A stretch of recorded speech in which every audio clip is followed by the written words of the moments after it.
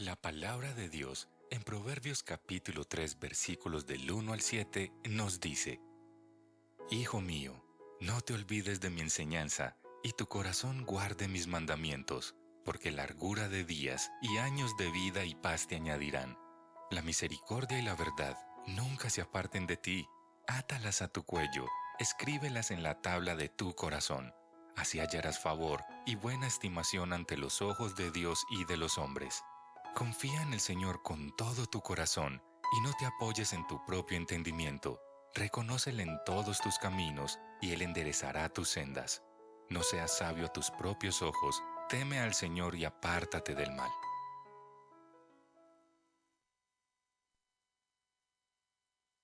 Hola, ahora sí. Buenos días.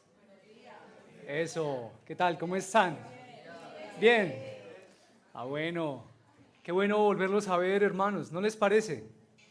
Qué bueno poder volvernos a reunir. Qué belleza la iglesia, hermanos. Gracias al Señor por la iglesia.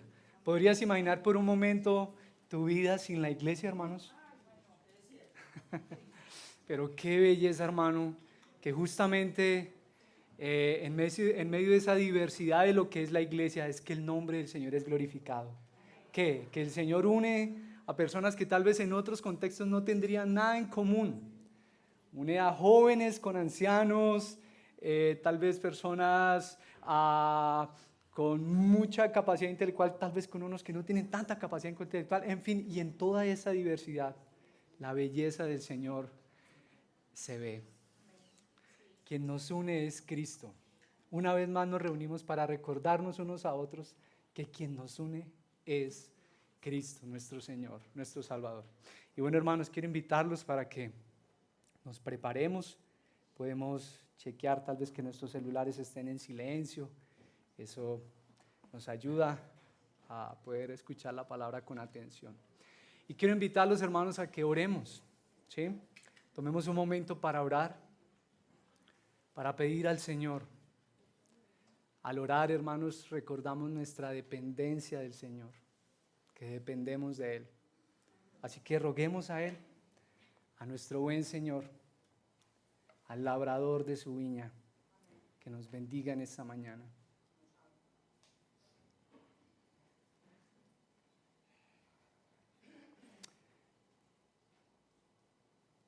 Tú eres santo por siempre, Señor.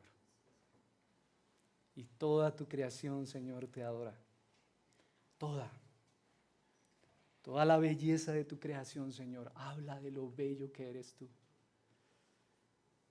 La inmensidad de los mares, la inmensidad del universo, la belleza de las estrellas, la fluidez con que un pez se mueve en el agua, habla de tu inmensa sabiduría, Señor. Toda tu creación te alaba, Señor.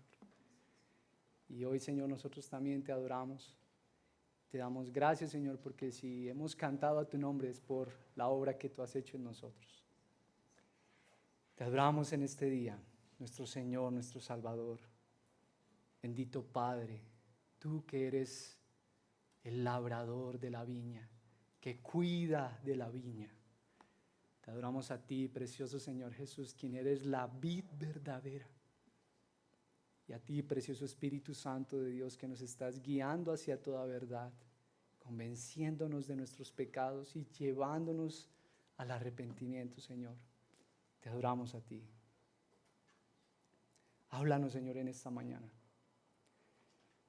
Tú conoces, Señor, los diferentes matices en los que cada uno de nosotros hoy estamos en este lugar. Por eso, Señor, bendícenos hoy con tu palabra, Señor. Háblanos, Señor. Aliméntanos, Señor, hoy con tu palabra. Sácianos, Señor, hoy con tu verdad.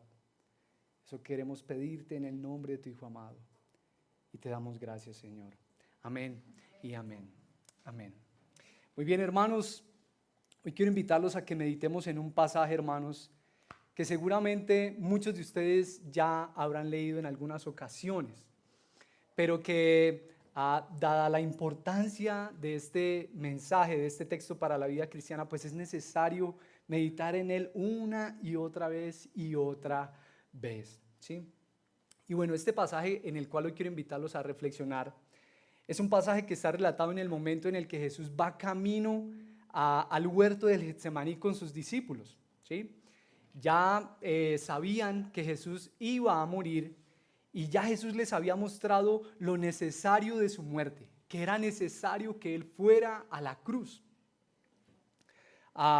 Y Jesús pues ya les había anunciado también que aunque Él regresaba al Padre, no les iba a dejar solos, sino que les enviaría a su Santo Espíritu, ¿cierto?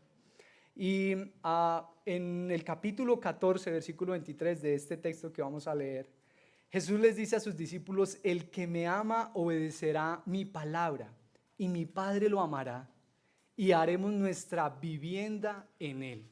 ¿Sí? Entonces es en medio de ese contexto que se desarrolla el pasaje que hoy quiero invitarlos a estudiar, a que leamos. Así que ánimo, hermanos, abre tu Biblia, vamos al Evangelio de Juan. Evangelio de Juan, capítulo 15. Y vamos a estar leyendo de los versículos 1 al 8. Evangelio de Juan, capítulo 15, versículos 1 al 8.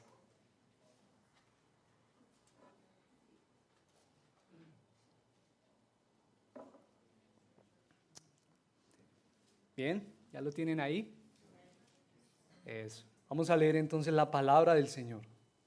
Dice así: yo soy la vid verdadera. ¿Quién está hablando aquí?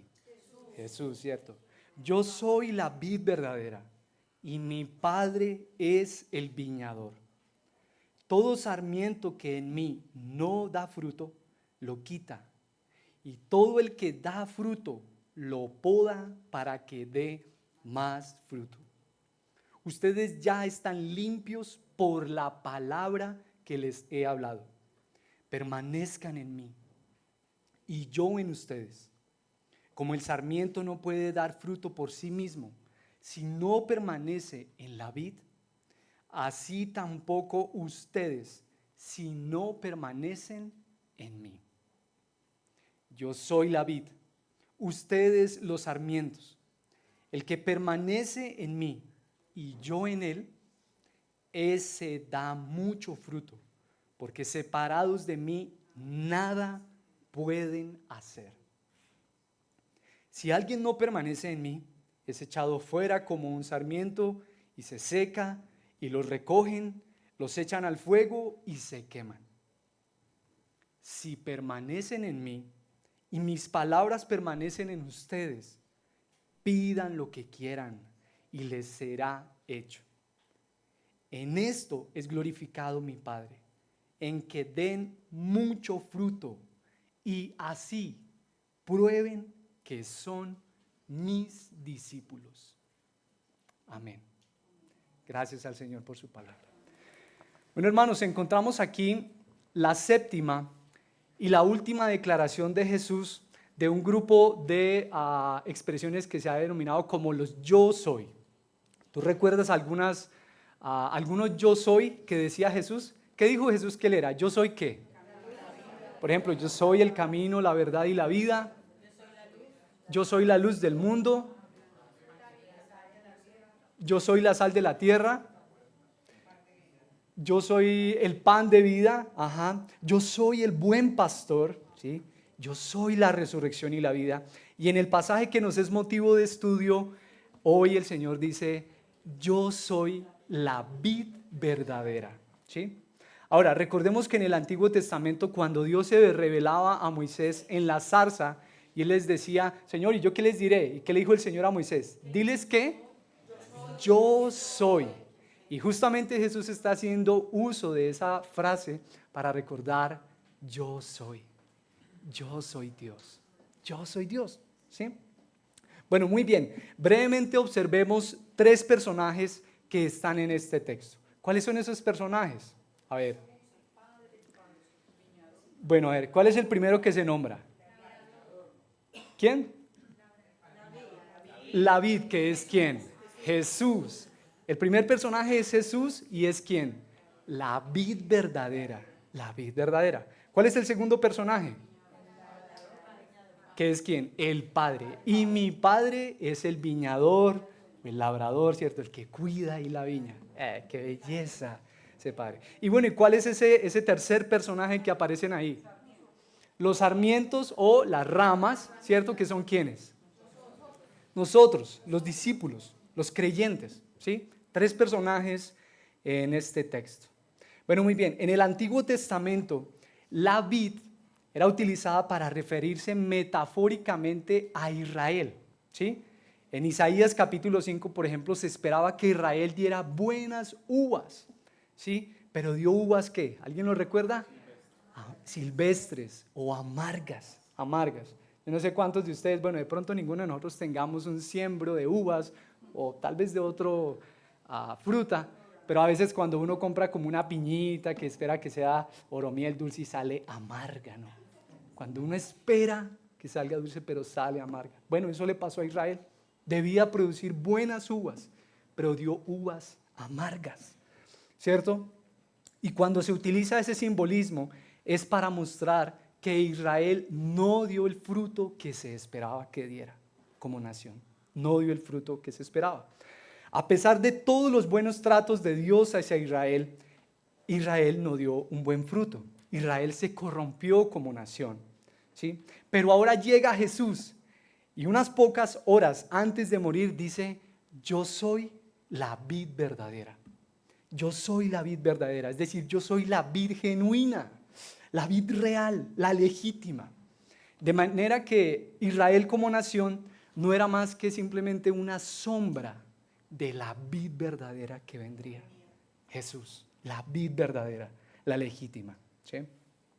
Todos los frutos que Israel debía producir como nación, ahora Jesús promete producirlos por medio de sus discípulos. Obsérvelo, vamos ahí al texto, en el versículo 5 y en el versículo 6 y también en el 16, aunque no está propiamente en el texto que hoy leímos.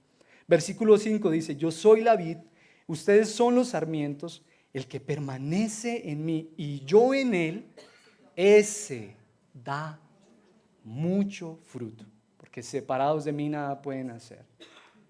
Si alguien no permanece en mí, es echado fuera como sarmiento, se seca, lo recogen, lo echan al fuego y se queman. Y en el versículo 16, ustedes no me escogieron a mí, sino que yo los escogí a ustedes.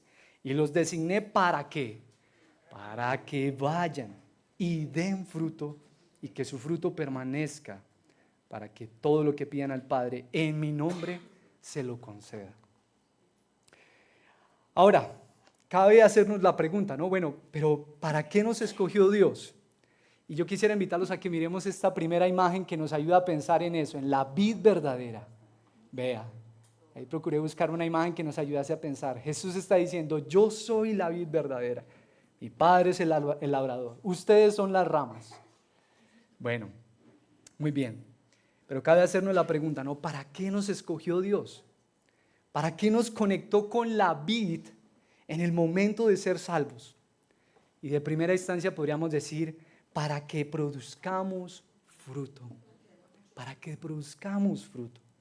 La rama separada del tronco, ¿para qué sirve? Una rama separada del tronco principal, ¿para qué sirve? ¿Usted en algún momento tal vez ha visto una rama ahí botada y que le empiezan a salir las frutas? No, no sirve para nada, ¿cierto? Ahora, no quiere decir esto que el creyente pueda perder su salvación, sino que todo verdadero creyente debe dar fruto, hermanos. Todo verdadero creyente debe dar fruto.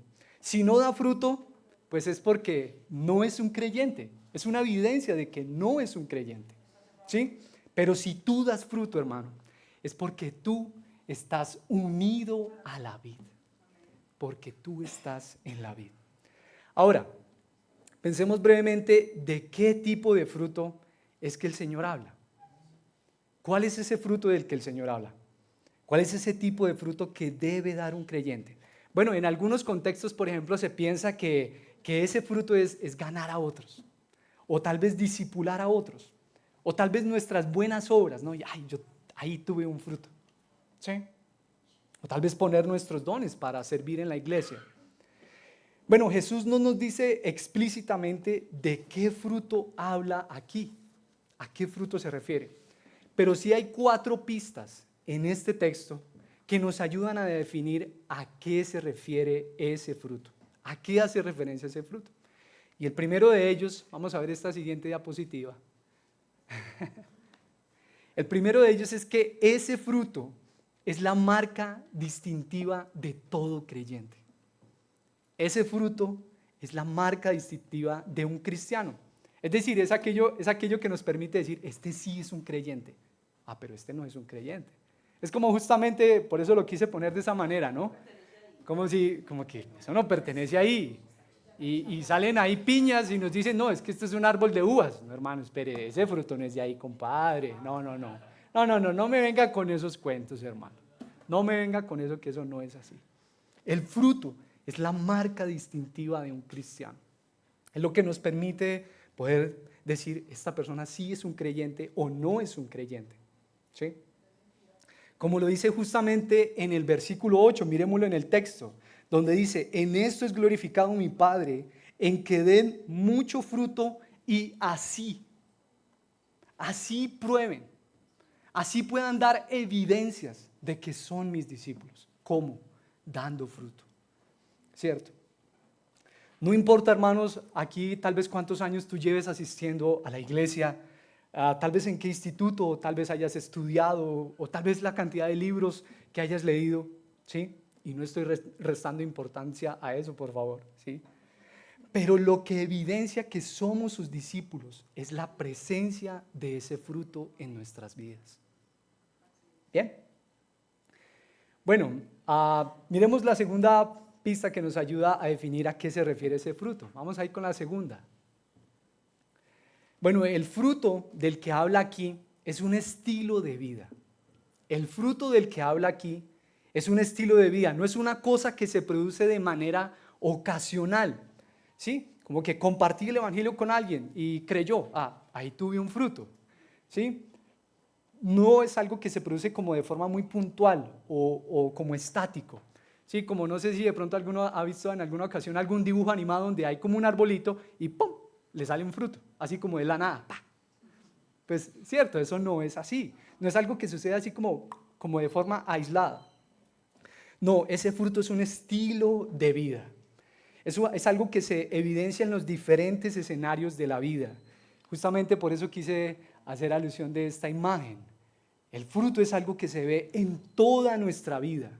Cuando estamos de vacaciones, ahí con las gafitas negras, las gafitas de sol, pero tal vez cuando estamos tristes.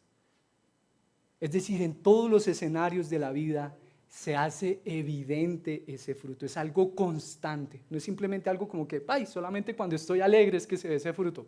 No, tal vez cuando hay cosas que no nos agradan mucho, que nos molestan, cosas en las que a veces quedamos perplejos, es algo que se evidencia en nuestra vida, es un estilo de vida. Todas las veces que en este texto por lo menos habla de ese fruto, en 6 ocasiones habla de dar fruto, está en tiempo presente. Usted lo puede ver ahí en el texto, está en tiempo presente, lo cual indica que es una acción continua, que es algo continuo, que es algo constante, es algo que está presente en la vida del creyente, en todos los escenarios de la vida. Dar fruto. Bueno, la tercera pista que nos da este texto para ver qué es el fruto, a qué hace referencia al fruto, vamos con la siguiente, es que este fruto no siempre se da en el mismo grado en la vida del creyente, ¿sí? En el versículo 2, por ejemplo, dice, todo sarmiento que en mí no da fruto lo quita, y todo el que da fruto lo poda para que dé más fruto, para que dé más fruto. Jesús dice que el Padre purifica los pámpanos, las ramas que dan fruto para que den más fruto. Y en el versículo 5 y 8, el Señor nos muestra que el ideal para todo creyente es ¿qué? En el versículo 5 y en el 8. ¿Cuál es el ideal del Señor para todo creyente? ¿Es que produzcan fruto? ¿O más fruto? No, sino que produzcan ¿qué? Mucho. Dice, para que produzcan mucho fruto, mucho fruto. Bueno, algunos de ustedes aquí saben que mi suegrito vive por allá en Río Negro. Él tiene una finquita, tiene ahí unos árboles de aguacate, otros de guayaba.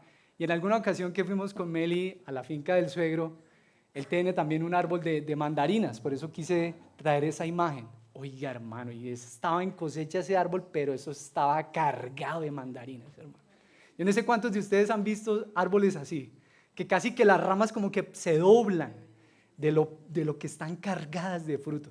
Y uno mira esos árboles y uno dice, qué belleza, cómo es que produce fruto ese árbol. ¿Qué será lo que les echa a esas plantas del suegro? ¿Cierto? Casi que lo único que uno ve es el fruto. Y las ramas como que pierden protagonismo. ¿Sí? Yo creo que ninguno de nosotros a veces ha visto un árbol así y dice, uy, qué ramas. Nadie dice algo así, ¿cierto? ¿Quién es el que uno está pendiente de qué? El fruto.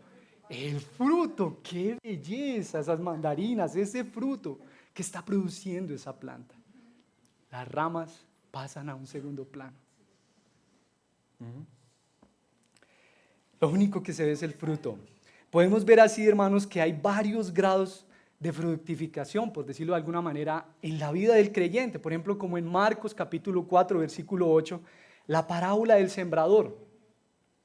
La parábola del sembrador dice que cuando la semilla cae en buena tierra, refiriéndose a la palabra del Señor, ¿sí?, que es sembrada en el corazón del hombre, ¿qué produce?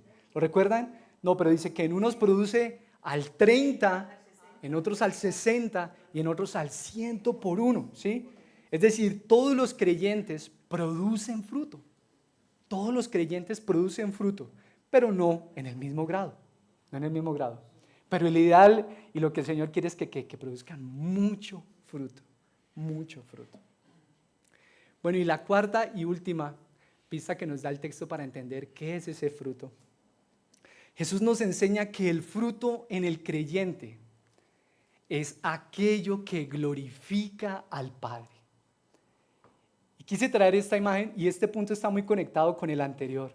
Justamente cuando tú ves los frutos en una planta y como les decía ahorita, uno se empieza a preguntar, ay, pero ¿quién es el que cuida estas plantas? ¿Pero qué será lo que le echa? ¿Y cuál será el fertilizante que utiliza? De tal forma, hermanos, que el que se lleva los elogios es ¿quién? El labrador. Él es el que se lleva toda la gloria, justamente como Jesús lo dice en el versículo 8. En esto es glorificado mi Padre, en que den mucho fruto. El que se lleva los elogios es el labrador. Qué belleza como cuida esas plantas. Qué belleza como las tiene. Mire cómo las pone a producir de fruto nuestro buen Padre. Él es el que se lleva toda la gloria. El Padre. Hermano, yo quisiera animarte, habiendo pensado en estos 4 puntos. Hermano, cuando en tu propia vida hay evidencia de ese fruto, ¿sí?, de ese fruto que es Cristo, que es el carácter de Cristo en nuestra vida, ¿sí? ¿Qué tanta gloria te das a ti mismo? ¿O qué tanto estás reconociendo que eso es para la gloria de Dios? Que todos los elogios se los lleva es el labrador, el viñador, el que cuida su viña. Toma un momento ahí para pensar en eso, hermanos. ¿Qué tanta gloria te das a ti mismo? ¿Qué tanto reconoces que eso es obra de Dios, del que te cuida, del que te cuida? Y bueno, hermanos, recordemos que si nos estamos dando mucha gloria a nosotros, pues ¿qué debemos hacer, hermanos? Arrepentirnos, ¿sí o no? Es que eso es algo que nunca dejaremos de hacer, hermanos. Y poner nuestra fe de nuevo en nuestro Salvador. Y justamente darle toda la gloria a Él. Recordar, Señor, yo soy una rama. Cualquier fruto, cualquier evidencia del carácter de Cristo en mi vida es obra tuya y solamente tuya, Señor. La gloria sea a ti, Señor. La gloria sea a ti, ¿cierto? Muy bien, hermanos, recordemos algo que ya les había dicho Jesús a sus discípulos hace unas horas o unos minutos antes, probablemente, ¿cierto? Vamos ahí al capítulo 14 en el versículo 12. Ahí en la misma página podría ser para algunos. Capítulo 14, versículo 12 dice, en verdad les digo, el que cree en mí, las obras que yo hago, él las hará también. Y aún mayores que estas hará, porque yo voy al Padre. Y todo lo que pidan en mi nombre, lo haré, para que el Padre sea glorificado en el Hijo. Si me piden algo en mi nombre, sí, yo lo haré. Yo lo haré. Hermanos, ¿quién es el que va a hacer estas obras que glorifican al Padre? ¿Quién es el que hace? Jesús. Jesús es el que hace esa obra, ¿sí? Yo lo haré. ¿Y para qué? Para que el Padre sea glorificado en el Hijo, ¿sí? No es que lo que pidamos al Padre, como que Él nos da las fuerzas, ¿sí? Para hacer algo, como que para que el Padre sea glorificado en nuestras obras. No, lo que Él promete es que lo que pidamos al Padre en su nombre, en el nombre de Jesús, Jesús mismo, Él mismo lo hará a través de nosotros, de tal manera que el Padre sea glorificado en el Hijo, en el Hijo. Si algo piden al Padre, dice Jesús, yo lo haré. Yo lo haré para que el Padre sea glorificado en el Hijo, en el Hijo. Hermanos, la única forma que podemos dar gloria al Padre es porque Jesús mora en nosotros. Mora en nosotros. Es entonces y solo entonces que el Padre es glorificado en nuestras vidas. ¿Cómo? En el Hijo, en el Hijo, en el Hijo. Nosotros estamos unidos a Cristo, como las ramas justamente están unidas a la vid. Y la única razón por la que podemos dar fruto para la gloria de Dios es porque la vida de Jesús, el carácter de Cristo fluye a través de nuestras vidas. Y de esa forma entonces el Señor es glorificado. Hermanos, ¿cuál es el fruto que caracteriza la vida de todo creyente? ¿Cuál es el fruto que caracteriza la vida de todo creyente? Alguien lo dijo de esta manera: es la vida de Jesús en mí siendo vivida y manifestada a través de mí. ¿Cuál es ese fruto del creyente? Es la vida de Jesús en mí siendo vivida y manifestada a través de mí.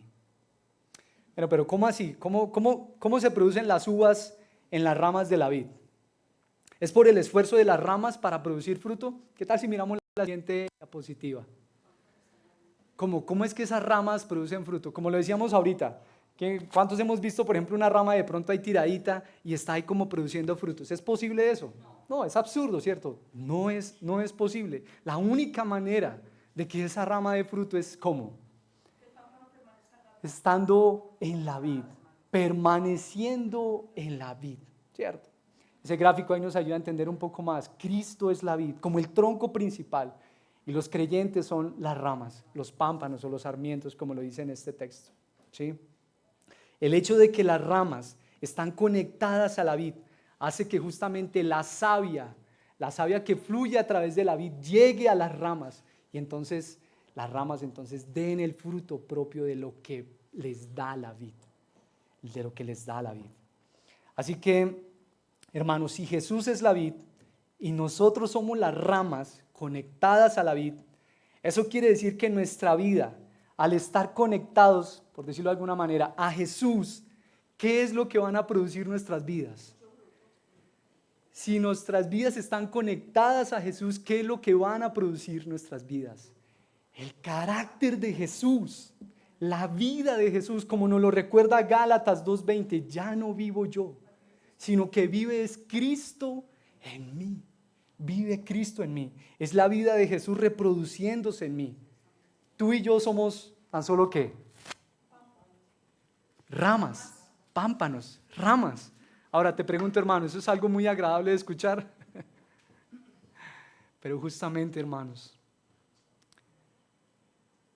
nosotros tenemos que menguar para que Él sea glorificado. Toda la gloria se la lleva, ¿es quién? El Padre. Ese viñador que cómo cuida su viña, cómo la alimenta, cómo la protege, ¿cierto? No es un esfuerzo tremendo que tiene que hacer la rama, ¿sí? O nuestras vidas para que sean transformadas. Ningún creyente, hermano, tiene el potencial de transformarse a sí mismo o de producir fruto por sí mismo, así como una rama no tiene el potencial por sí misma, sola, alejada del tronco, de producir fruto. Eso es ilógico. Es ilógico, hermanos. Es Jesús quien nos transforma para que seamos más como Él. Ese es el fruto, el carácter de Cristo en nuestras vidas. Romanos capítulo 8, versículo 28 al 29 dice: ahora bien, sabemos que Dios dispone todas las cosas para el bien de quienes lo aman, los que han sido llamados de acuerdo a su propósito. A su propósito. Ahora, ¿cuál es el propósito por el cual Dios nos salvó? Para que haya una mejor versión de mi yo, ¿cierto? No, Dios nos salvó para que gradualmente, ¿sí? Él ya nos ha santificado, lo que algunos han llamado la santificación también progresiva. Dios nos salvó, me salvó para que gradualmente yo sea menos como yo y más como Él, más como Él, más como Jesús. Ese es el fruto del Espíritu, ¿sí? No son los frutos del Espíritu, ¿sí? Recordemos lo que dice Gálatas 5:22, donde dice el fruto del Espíritu, ¿sí? ¿Es qué? ¿Algunos de ustedes lo recuerdan? El fruto del Espíritu es ¿qué? Gozo, paz, eso, dominio propio, ¿cierto? Ahora, Pablo no dice los frutos. Y es interesante que dice el fruto singular del Espíritu es, y después da unos plurales, ¿cierto? Es el fruto del Espíritu. Es decir, no es como que, por ejemplo, bueno, con la paciencia como que voy bien. No, la fe, no, ahí sí como que me falta. Dominio propio, bueno, no, más o menos. No, sino que es un solo fruto, el fruto del Espíritu, ¿sí? El fruto del Espíritu. Es un solo fruto que reproduce el carácter de Jesús. Ese fruto no es otra cosa que la vida de Jesús manifestándose en nuestras vidas. Ahora, nosotros podríamos pensar, bueno, pues entonces nosotros ¿qué hacemos ahí? Hermano, ¿cuál es nuestra responsabilidad como creyentes en la producción de ese fruto? ¿Cuál es nuestra responsabilidad como creyentes en la producción de ese fruto? Querido hermano, ¿deseas producir en tu vida una cosecha cada vez más abundante de ese fruto, del carácter de Cristo? Hermano, la palabra fruto, si quieres pasemos a la siguiente ahí.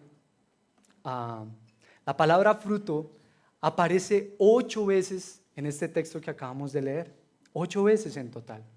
Y en ninguna de las ocasiones en que aparece dar fruto, aparece en modo imperativo o como una orden, como un mandato, ¿sí?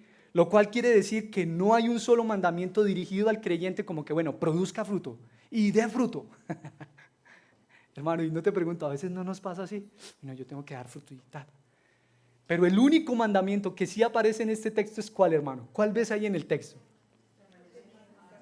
Permanezcan en mí, permanezcan en mí. Y este es un recorderis, hermano, que el foco de la vida cristiana no es producir fruto. Y no, yo tengo que más fruto. No, sino permanecer en Jesús. Permanecer en Cristo.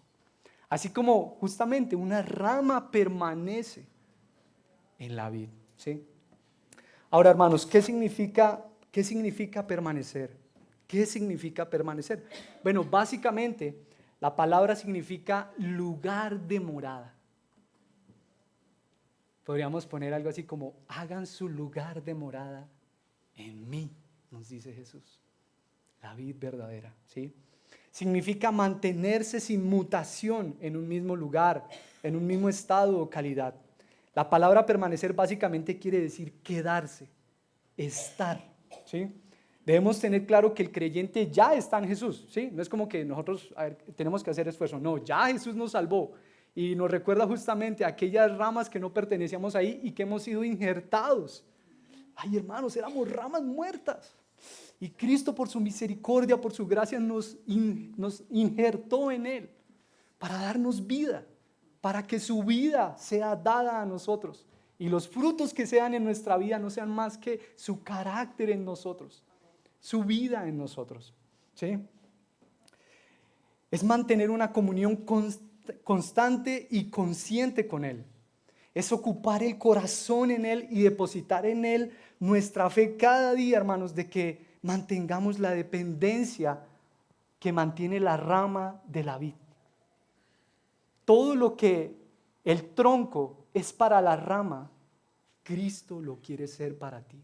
Si tú eres un cristiano, hermanos, todo lo que el tronco es para la rama, Cristo lo quiere ser para ti.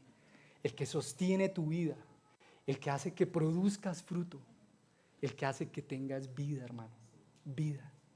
Y que recuerdes que sin Él nada, hermanos, nada puedes hacer, nada podemos hacer, ¿sí? Es literalmente, hermanos, hacer de Jesús nuestra morada. Justamente como Jesús en los versículos anteriores se los había dicho, ¿no? Haremos morada en Él, mi Padre y yo haremos morada en Él. Es mantenernos en comunión y en dependencia de Jesús cada día, cada momento. Es no poder hacer nada separados de Jesús. Es cuando ahora la vida y todos sus matices, justamente como ahorita lo veíamos, la tristeza, la alegría, la abundancia, la escasez, la enfermedad, la salud, toda la vida se experimenta, pero a partir de estar morando y viviendo, pero en Él, permaneciendo en Jesús y en Él, en nuestro Salvador. ¿Sí? Porque estamos permaneciendo en Él.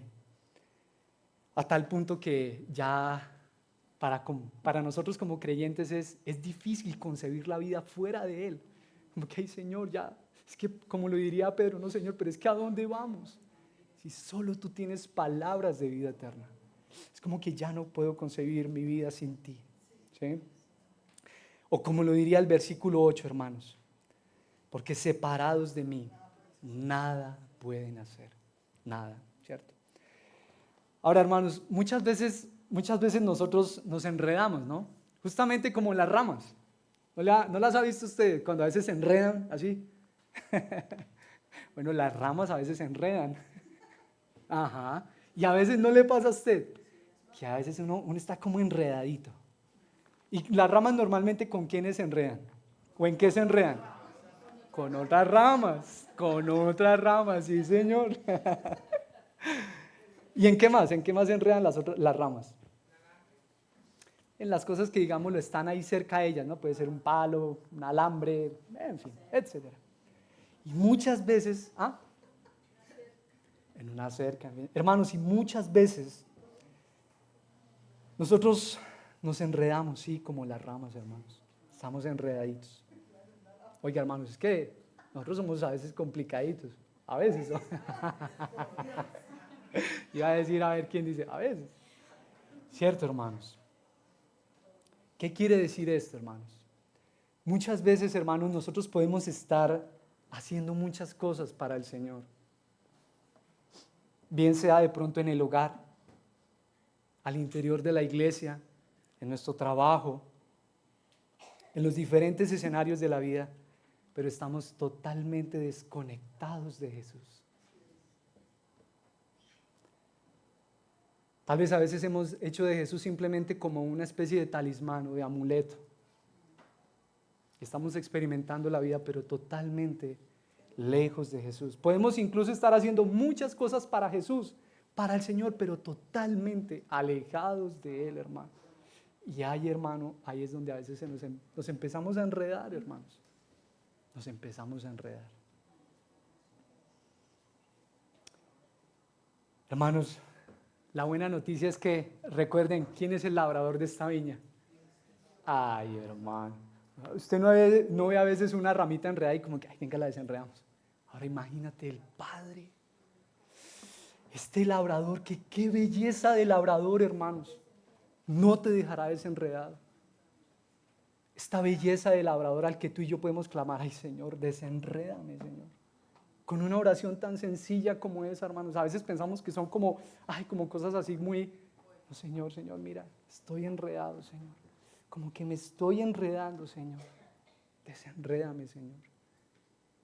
Y este labrador sí que tiene el poder y la pericia, hermanos, para desenredar sus ramas.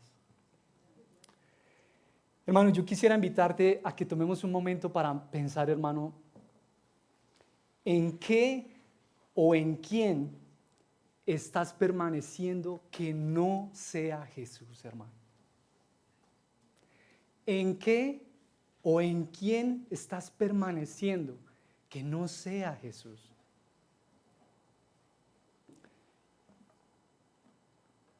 Podríamos ir un poco más adentro de esa pregunta. ¿Qué es aquello, hermano, que ha tomado tanto protagonismo en tu vida que tú estás permaneciendo o literalmente estás viviendo en eso? ¿Sí? Y que ahora tu vida pues la experimentas es a partir de eso en lo que estás permaneciendo. Y yo quisiera darte algunas ideas de las cosas en las que a veces nosotros nos podemos enredar o, bueno, en las que podemos permanecer, que no sea nuestro Señor, ¿sí? Y por ejemplo, una de ellas podría ser las redes sociales. Literalmente hemos hecho de las redes sociales el lugar de nuestra morada, el lugar en el que permanecemos.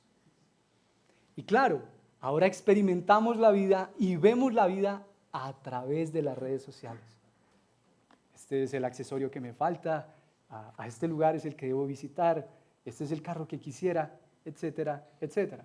Y por favor entiendas, hermanos, no estoy tratando de decir que no tengamos redes sociales, no, pero sí que el Señor nos dé la sabiduría para hacer uso de ellas, ¿sí? Para no hacer de ellas el lugar de nuestra morada, el lugar en el que permanezcamos. Pero bueno, hermanos, de pronto para otros podemos estar permaneciendo en la política. La política. Ay, hermanos, eso que mueve tanto las fibras del corazón humano, la política. Y entonces estamos pendientes de lo que dijo este político y de lo que no dijo de pronto el otro, y de este proyecto de ley que sí se aprobó y del que no se aprobó. Y entonces ahora estamos permaneciendo, haciendo de la política el lugar de nuestra morada. Y claro, empezamos a experimentar la vida a partir de aquello en lo cual estamos permaneciendo. Y de nuevo, no estoy diciendo que como creyentes no debamos interesarnos en la política. Claro, estemos atentos, pero que no sea ese el lugar de nuestra morada. O de pronto, hermanos, has hecho de el dinero, ese gran ídolo de todos los tiempos. El dinero. Y entonces estamos experimentando y permaneciendo en el dinero. Y experimentamos la vida tal vez a partir de lo mucho que tenemos o de lo que perdimos. Y de pronto qué tanto subió el dólar y cuánto bajó. Y, en fin, estamos experimentando la vida a partir del dinero. Hermano, ¿en qué o en quién estás permaneciendo que no sea Jesús, tu Salvador? Y hermanos, nosotros tenemos un Salvador. Debemos recordarnos que el Señor vino es ¿por quién? ¿Por justos? Es por pecadores, hermano. Por personas como tú y como yo, que necesitamos es de alguien que nos rescate y que nos desenrede la vida. Y este Salvador sí que es poderoso para hacer eso, hermanos. ¿Qué tal si tomamos ahí un momento, hermanos? Brevemente. Nunca desestimemos una oración, hermanos, por corta que sea. Si así te sientes, hermano, que estás permaneciendo en otras cosas, enredado en otras cosas, Señor, que tu misericordia nos alcance y desenrédanos, Señor. Gracias, Señor, porque tú nos has puesto en la vid, Señor. Estamos en ti, Señor. Tú eres nuestro Padre y tú eres nuestro Salvador. Amén, Señor. Amén. Queremos permanecer en el Señor, hermanos, ¿verdad? En Él. Pero bueno, hermanos, muchas veces en la vida práctica no parece ser así. ¿Cómo así? Bueno, nos ganamos nuestro salario, ¿sí? Confiando en nuestras propias capacidades. Hacemos cosas para el Señor, pero tal vez sin depender conscientemente de Jesús. Tal vez aconsejamos, tal vez predicamos, tal vez vamos a rebaños, asistimos a la academia, servimos al Señor en nuestra profesión, en nuestro hogar, pero no nos mantenemos en comunión con Cristo. No estamos dependiendo de Él. Hermanos, y cuando muchas veces nosotros estamos así, haciendo muchas cosas tal vez para el Señor, pero sin el Señor, hermano, esos vienen a ser como adornos, justamente como lo que es un árbol de Navidad, adornitos. Tal vez se ven muy bonitos, pero no son frutos, hermano. Cuando estamos haciendo tal vez muchas cosas para el Señor, pero alejados del Señor, hermanos, eso es como eso, adornitos, tan bonitos, brillan, pero no son frutos, no es algo que con el tiempo perdure, permanezca, porque esos frutos son producidos por la vid, las ramas los están sosteniendo, ¿cierto? Es la vida de Jesús, justamente, reflejada en nuestras vidas, ¿sí? Sin tener comunión con Jesús no podremos ser más bondadosos, ni tener dominio propio, etcétera, etcétera, porque es la vida de Jesús en nosotros y no nosotros en nuestros propios esfuerzos. Otra vez, valga la anotación otra vez, ¿cuándo podemos ver nosotros una rama alejada del tronco, pero dando frutos? Es ilógico, no es posible, ¿cierto? Podemos hacer muchas cosas sin depender de Jesús, hermanos. Y creo que es algo que como creyentes debemos tener cuidado. Debemos tener cuidado. Ay, Señor, estoy haciendo mucho de esto, pero sin ti. Pero el Señor, hermanos, es poderoso para rescatarnos aún de eso. Nosotros somos ramas, hermanos. Y la única forma en que podemos dar fruto es en Jesús. Justamente como nos lo ayuda a pensar esa imagen. Cristo vive en mí, ¿sí? Necesitamos seguir, hermanos, seguir creciendo en santidad. ¿O no, hermanos? ¿O quién hay aquí que diga, no, yo en santidad, fruto al 100 por 1? Sí, ¿qué dicen, hermanos? Necesitamos seguir creciendo en santidad, hermanos. Necesitamos seguir dependiendo de nuestro Señor.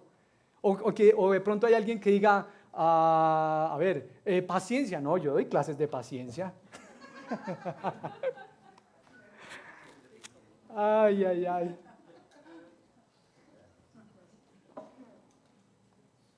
Necesitamos, hermanos, seguir sometiendo nuestra vida al Señor, cultivando el carácter de Cristo, dependiendo de Él. De allí justamente la necesidad de la poda. ¿Lo recuerda cuando en el versículo 2 lo dijo el Señor? Todo sarmiento que en mí no da fruto lo quita, y todo el que da fruto, ¿qué? Lo poda para que dé más fruto. ¿Sí? La poda, hermanos, es ese elemento que garantiza la vida y la producción del fruto, ¿sí?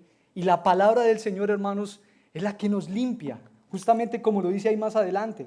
Ustedes ya están limpios, ¿por qué? En el versículo 2, por la palabra que les he hablado.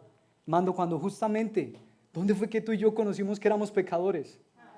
Cuando con la predicación de la palabra se hizo evidente eso en nosotros. ¿En dónde es que estamos aprendiendo más del carácter de Cristo? En su palabra.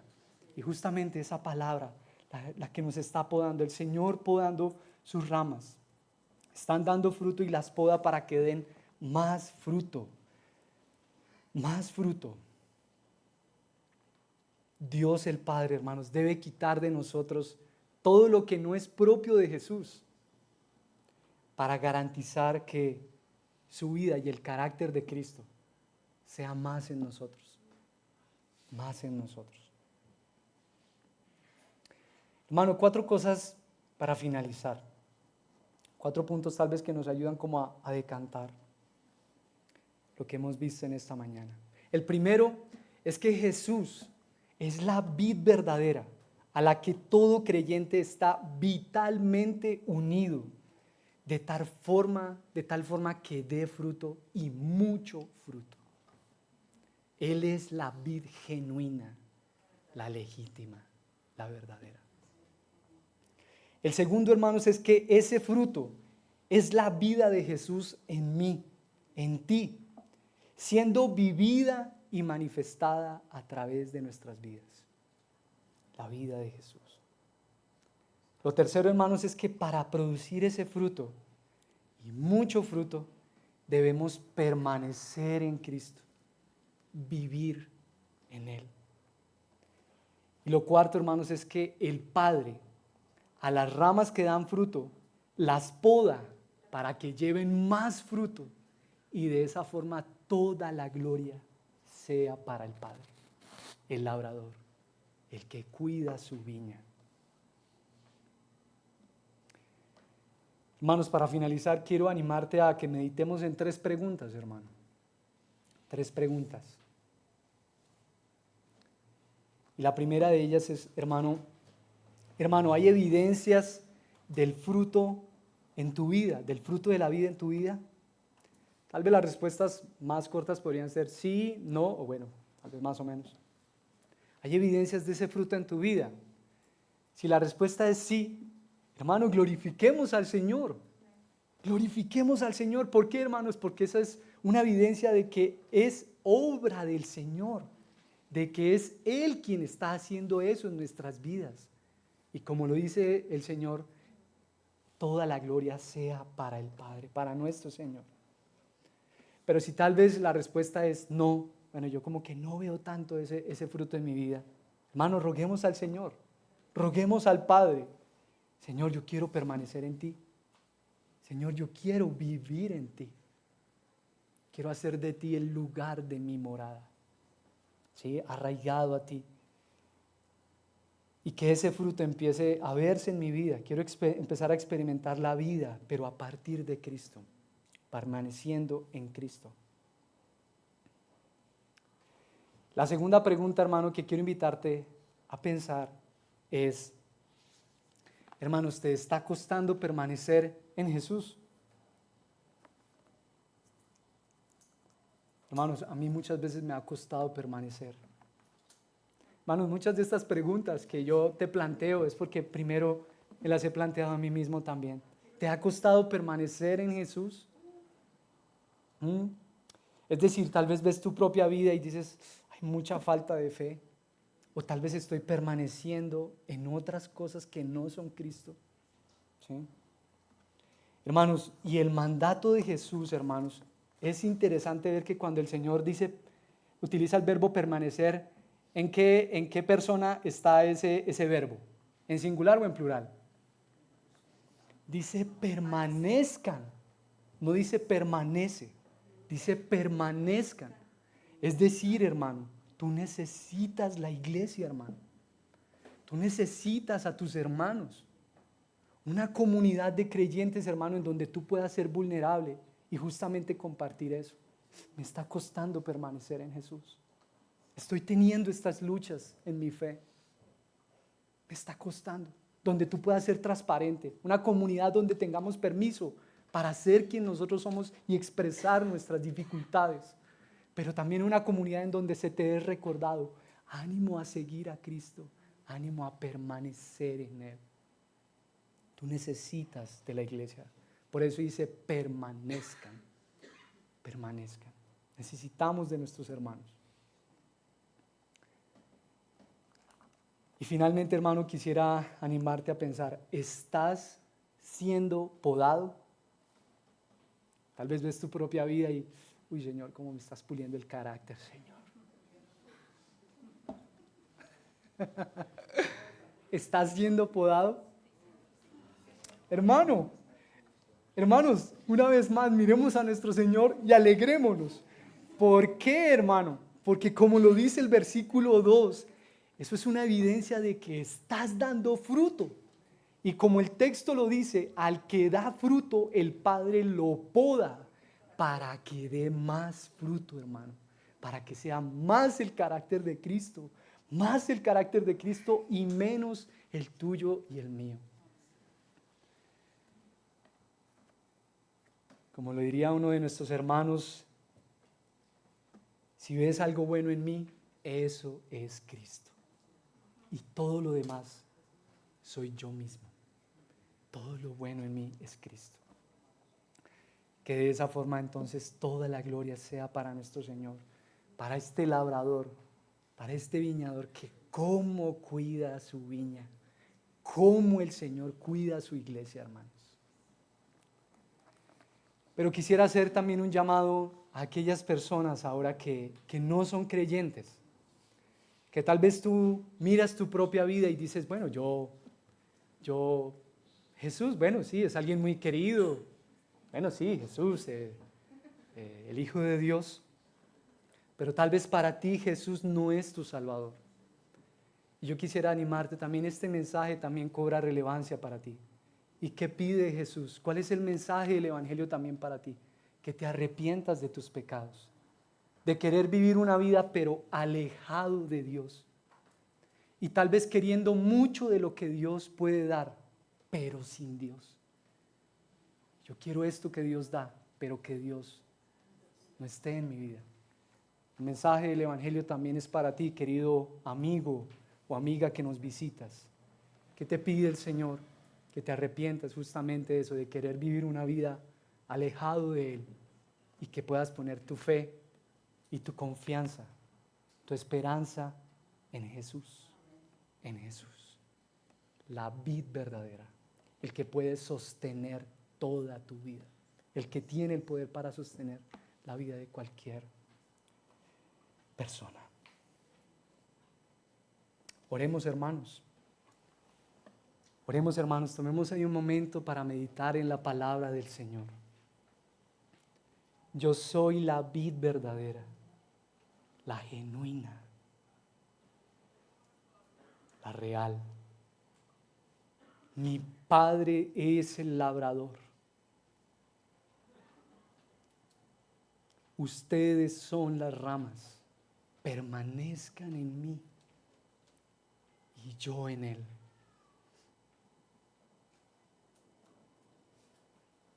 Al estar en Cristo podemos pedir lo que querramos, pero claro, ¿qué le van a pedir las ramas al tronco? Sino más de todo lo que el tronco les pueda dar. Gracias, Señor, por ti. Gracias, Señor, porque éramos ramas, Señor, que estábamos ahí, Señor, sin vida. Y por tu misericordia, Señor, nos has unido a Cristo.